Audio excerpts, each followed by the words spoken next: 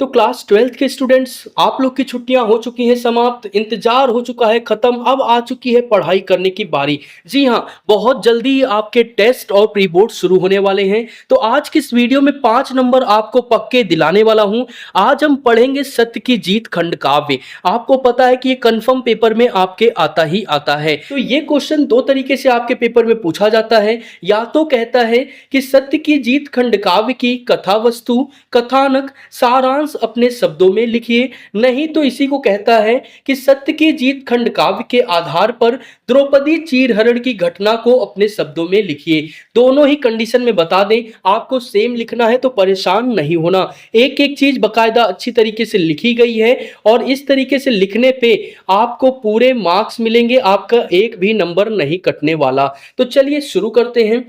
सत्य की जीत खंड काव्य आपको पता है कवि द्वारिका प्रसाद माहेश्वरी द्वारा रचित एक लघु काव्य है।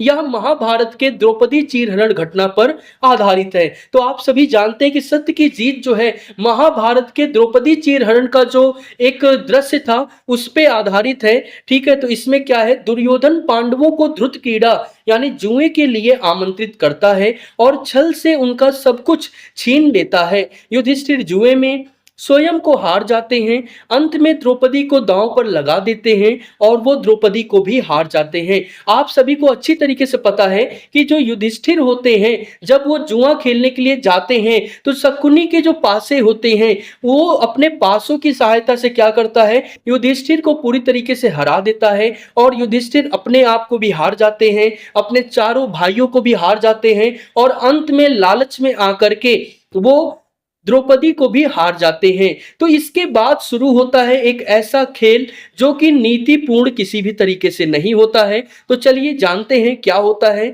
कौरव पक्ष द्रौपदी को अपमानित करते हैं। दुशासन द्रौपदी के केस पकड़कर उसे खींचता हुआ भरी सभा में लेकर आता है। तो आप सभी को पता ही है कि जहां पे ये धृत क्रीड़ा चल रही थी, जहां पे ये खेल चल रहा था, वहां पे बहुत बड़े बड़े महारथी बैठे थे, जैसे भीष्म पितामह, कर्ण, गुरु द्रोण और ऐसे बहुत सारे पराक्रमी बैठे थे, जैसे विकर्ण हो गए, आपके दुशासन हो गए, सभी बैठे थे। और इतने में क्या होता है कि दुर्योधन दुशासन से कहता है कि हे दुशासन, तुम जाओ और द्रौपदी के केस पकड़ करके उसे खींचते हुए भरी सभा में लेकर आओ। और तुरंत दुशासन जाता है और द्रौपदी को घसीटते हुए लेकर के आता है। इसके बाद क्या होता है कि द्रौपदी को अपमानित करने के लिए वो भरी सभा में उसकी साड़ी खींचने लगता है।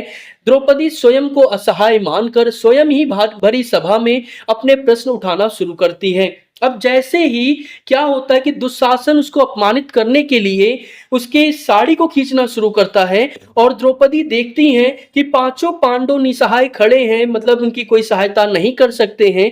तो वो बड़ा परेशान हो जाती है और अंत में वो अपना पक्ष स्वयं लेकर के खड़ी हो जाती है और भरी सभा में वो प्रश्न उठाती है कि जब कोई व्यक्ति स्वयं को हार जाता है तो क्या उसे किसी और को हारने का अधिकार होता है। उसके इस तर्कपूर्ण बात को सुन करके पूरी सभा मौन हो जाती है, क्योंकि बात तो द्रौपदी ने सही कही।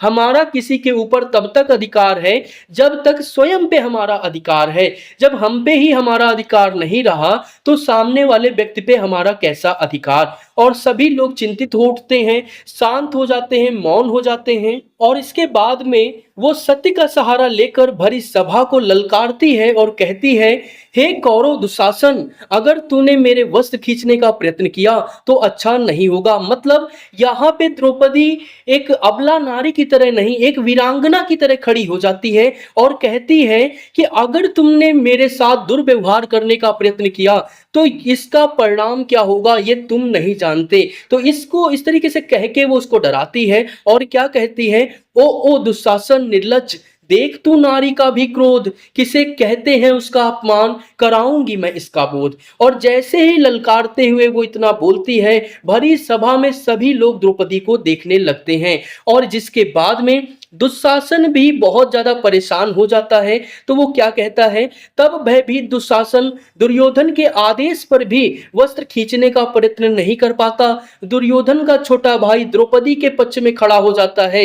अब इतनी बड़ी सभा में सभी लोग तो अगेंस्ट में थे, लेकिन दुर्योधन का छोटा भाई विकर्ण द्रौपदी की तरफ से बोलने लगता है, वो कहता है ये सभी न्याय जो चीज़ें आप कर रहे हैं, ये न्याय पक्ष नहीं है, मैं इसके विरोध में खड़ा हूँ और मैं इसकी निंदा करता हूँ। और जैसे ही वो इतना कहता है, सभा में बैठे हुए सभी व्यक्ति उसकी बातों में हाँ मिलाने लगते हैं और वो भी इसे गलत बताने लगते हैं। अंततः धृतराष्ट्र जो होते हैं, जो कौरवों के पिता होते हैं और राजा के पद पे भी होते हैं, वो तुरंत पांडवों को उनका राज्यपाट सब कुछ लौटा देते हैं और पांडवों को मुक्त करने की घोषणा कर देते हैं। तो कुछ इस प्रकार से आपको सत्य की जीत की पूरी कथानक को लिखना है। इस तरीके से आप लिखते हैं तो आपके एक भी मार्क्स नहीं कटेंगे और इतने कम शब्दों में इतने गहन विचार जो हैं पढ़ करके टीचर खुशी-खुशी आपको पूरे 5 नंबर देगा। तो मिलते हैं एक और शानदार वीडियो के साथ में, जिसमें आपको मैं कुछ और इम्पोर्टेंट चीज़ें बताऊँगा जो आपके पेपर में कन्फर्म आती ही आती हैं। तो उसके लिए चैनल को सब्सक्राइब, वीडियो को लाइक करिए और इसके पीडीएफ के लिए टेलीग्राम लिंक डिस्क्रिप्शन बॉक्स में है।